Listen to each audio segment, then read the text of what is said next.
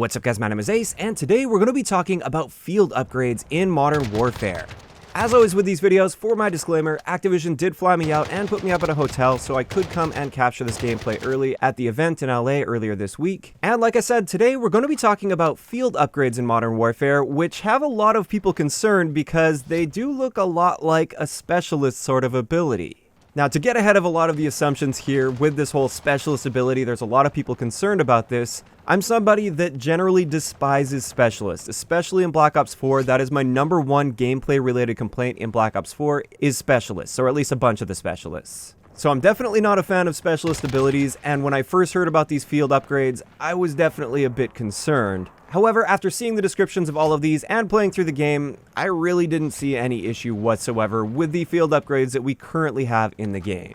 And let's go through that list. Keep in mind there will likely be more of these in the full build of the game, but let's go through the ones we know about so far. The first one we know about here is called Munitions Box, and with this one, it's kind of like Crash's Assault Pack from Black Ops 4. So once this charges up, you can throw it on the ground, and as teammates run over it, they don't have to do anything like with Crash's Assault Pack. They just run past it or run over top of it. It will give them extra ammo, as well as I believe it will also replenish your equipment. In addition to that, you can get a random weapon out of this crate if you would like. So you can just stand over it and it will prompt you to hit a button. It was square on PS4. And if you hold square, it will swap your weapon for a random weapon with random attachments on it. You'll also notice in the menu here, it says recharge rate medium. So it's going to have a medium recharge rate. And just to clear things up here, in order to earn these, it is through time. So it will automatically be charging at all times, just like specialist abilities. And also, any score earned will allow you to also earn these faster, whether that be objective score or kills. The more score you're getting, the faster this will end up recharging for you. So that's the first one, and so far it seems great. One thing that I didn't get a chance to test out, and I didn't actually notice until after the fact, is it replenishes your equipment. I hope that's limited in some way so that you can't just like stand on top of one of these and just continuously throw grenades, for instance. I feel like they're probably on top of that so you can't exploit it like that. But that is one thing that I see could potentially be exploited if it's not handled properly. This brings us to the next field upgrade, and this is the Recon Drone. So with this one, this has a slow recharge rate, so you won't earn this as often as that Munitions Box, for instance. And with this, it's just a drone that you can call in, you fly around, and you mark enemies with it. Now, it does appear that this really only helps your teammates out. I used this a couple times, and I would go around, mark my enemies, then I would exit the drone, and I didn't see anything. I wasn't seeing any dots through walls or anything like that. Perhaps I was using it wrong in some way, but it seems like it really only helps your teammates out based on my very limited experience with it so far. After that one, we have one that is potentially concerning. This is stopping power rounds. So for this one, once again, it does have a slow recharge rate, and just to give you some perspective, I did a timer on this, and it was roughly 1 minute and 45 seconds with a few kills and objective score mixed in there. So roughly every minute and a half to 2 minutes or so, you will be able to earn these stopping power rounds, and what it is just one magazine that will give you stopping power rounds, which will deal increased damage towards your enemy.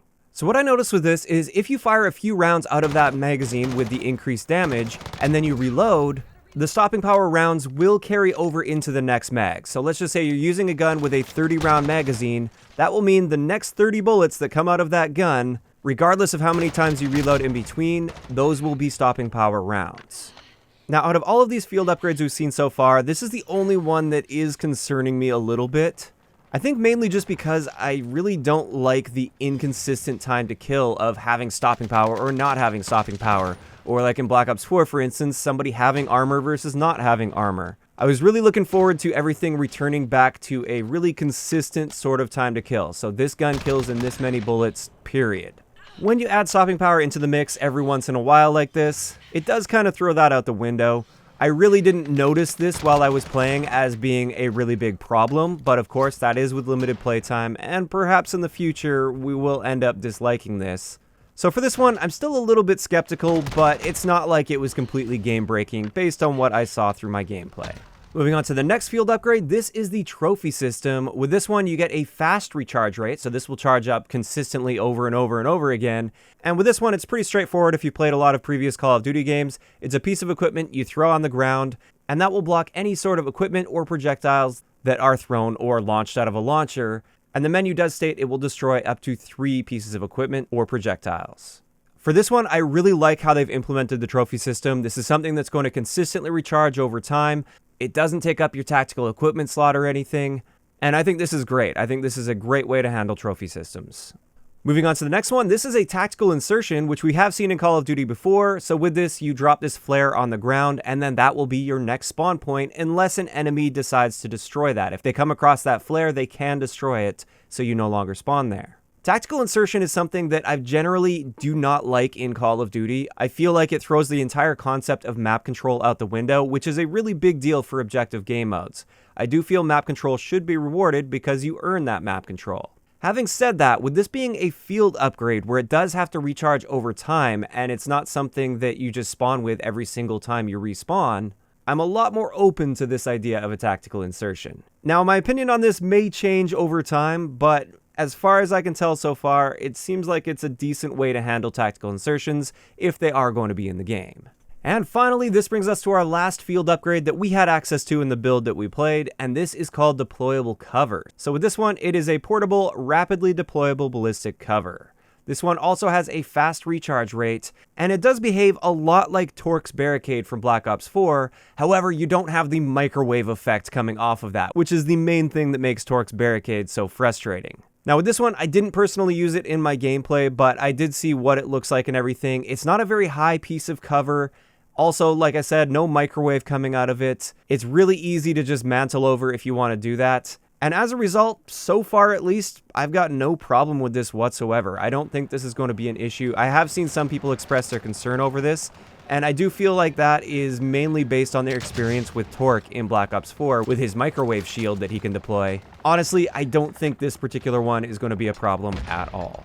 And with that, those are all of the field upgrades that we had access to in the build that we played. One thing I noticed after going through this gameplay after the fact once I got home is in this menu, I had the option to hit L2 to activate Pro, and that was next to stopping power. Unfortunately, I don't know what that does. I didn't see that at the time. When you're at these events, there's a very limited amount of time to capture, and therefore I'm like rushing through everything, and you don't really have too much time to just sit there and soak everything in. So at this point, I don't know what that means. That does have me a little bit concerned. But with the exception of that, I do feel like these field upgrades are a nice addition to the game. It's a nice way to handle abilities in a much more balanced way than specialists. I don't think these are going to be overly frustrating by any means.